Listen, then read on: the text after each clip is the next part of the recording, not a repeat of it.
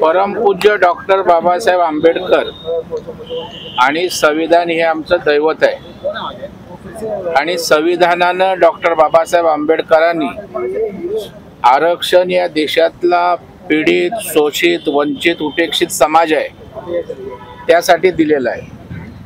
आणि खरं म्हणजे असं असताना राहुल गांधींनी आरक्षण मी स्क्रॅप करेन, रद्द करू अशा प्रकारची भूमिका घेणं म्हणजे आरक्षणाच्या विरोधी असल्याचं त्यांनी पुन्हा एकदा सिद्ध केलंय।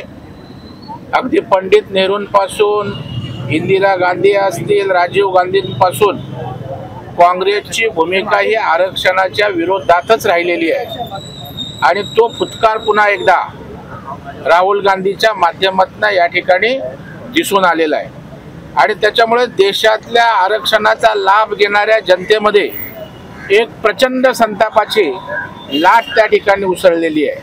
आणि म्हणून आज भारतीय जनता पार्टीच्या वतीनं, आमच्या महायुतीच्या वतीनं आज सगळीकडे त्या ठिकाणी आंदोलन केलं जात आहे। आणि तशाच प्रकारे या ठिकाणी हा आरक्षण लाभार्थ्यांचा आवाज उठवण्यासाठी, आरक्षणाच्या विरोधात घेतलेल्या भूमिकेचा निषेध करण्यासाठी, धिक्कार करण्यासाठी आज चेंबूरला परमपूज्य डॉक्टर बाबासाहेब आंबेडकरांच्या पुतळ्यासमोर आम्ही मूक आंदोलन या ठिकाणी केलं।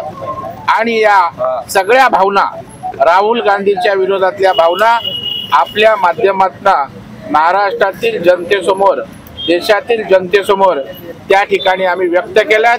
काँग्रेसचा आम्ही धिक्कार करतो, राहुल गांधींचा धिक्कार करतो। मी तर असं आवाहन करेन की जिथे जिथे राहुल गांधी जातील तिथे आरक्षणाचा लाभ घेणाऱ्या आरक्षण प्रेमी जनतेनं, पीडित, शोषित, वंचित समाजानं त्या ठिकाणी राहुल गांधींना पळवून लावलं पाहिजे। त्यांना या देशात संविधानाचं बोलण्याचा नैतिक अधिकार नाही।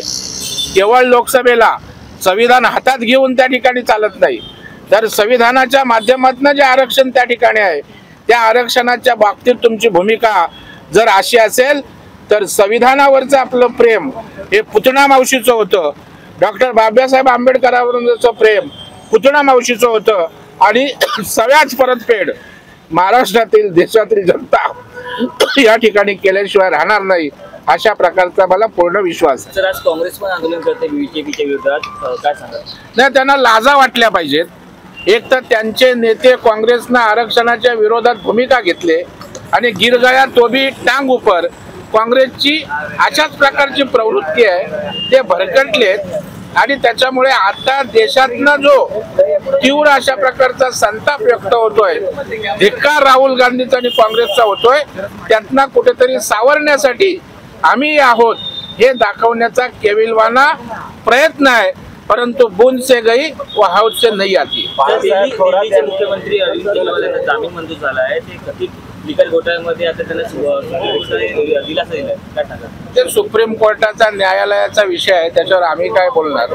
न्याय व्यवस्था आहे, त्याच्या निर्णयावर आम्ही बोललो। बाळासाहेब थोरात यांनी ट्विट केलंय, भाजप का आंदोलन करते त्यांनाच कळत नाही आणि राहुल गांधींनी असं वक्तव्य केलेलं नव्हतं आणि अज्ञानातून हे आंदोलन करतायत, फेक नरेटिव्ह करतायत असं मला वाटतं। बाळासाहेब थोरात जर बहिरे असतील तर त्यांना क्लिपही आम्ही बाळासाहेब थोरातना पाठवून देण्याची व्यवस्था करतो।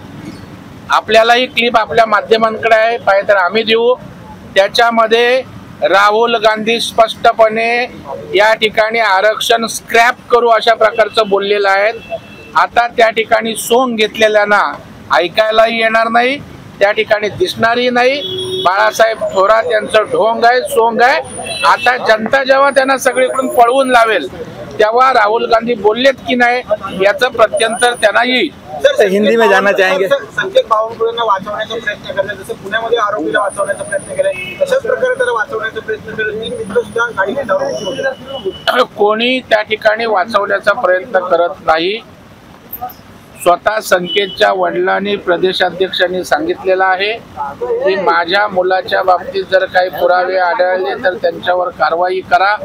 गृह खात्याने सांगितलेलं आहे कोणालाही वाचवलं जाणार नाही, कायदा सगळ्यांसाठी समान आहे, योग्य ती कारवाई संबंधितांवर होईल. परंतु उगाच कोणाला राजकीय उद्देशानं गोवण्याचा प्रयत्न असेल तर तेही आम्ही खपवून घेणार. सर, नितेश राणे ज्या पद्धतीने विधान केलं मुसलमानाच्या मध्ये, अजित पवार म्हणजे असं विधान आम्ही खपवून घेणार नाही अशा प्रकारे इशारा दिला आहे नितेश राणेंना. मला वाटतं अजितदादांना विचारा, नितेश राणेंच्या विधानावर आशिष शेलारांनी प्रतिक्रिया दिली.